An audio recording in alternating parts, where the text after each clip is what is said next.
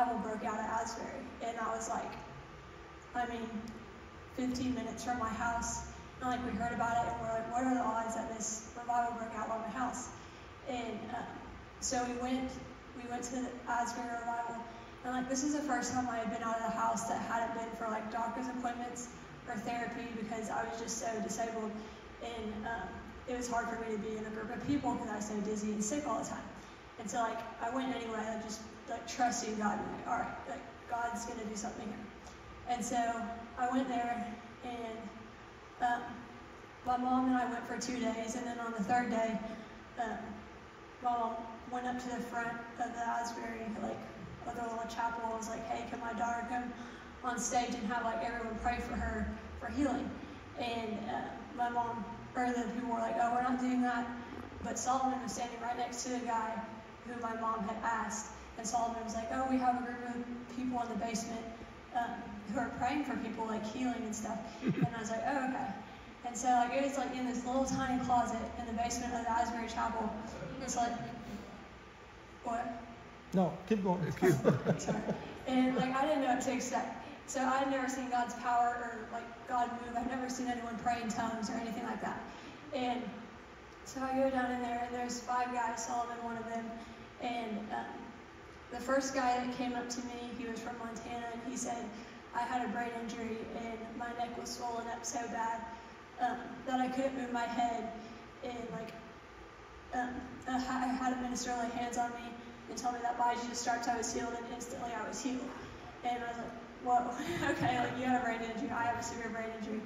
And so then the guy started praying over me and speaking in tongues, and just like, I could feel the Holy Spirit just like in the room, like it was so powerful.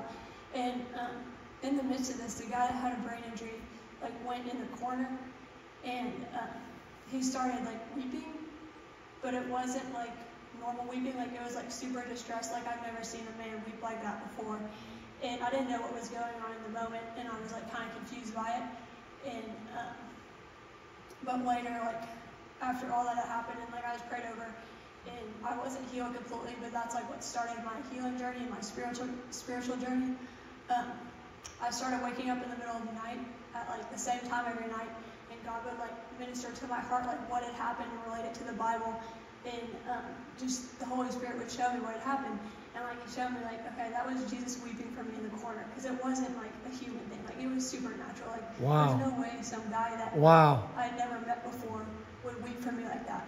And so adding on to that, I also like recently, a couple months ago, I listened to a video of a woman who she had been like abused or something, and she had a vision of Jesus weeping in a corner for her.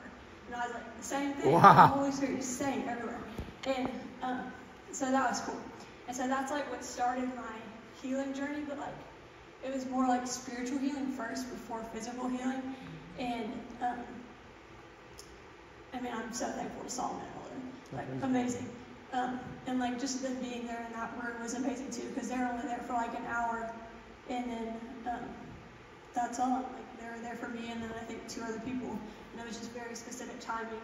And they came all the way from Canada, and I have no idea how they all got in that room together to pray for me. Like that was God's timing.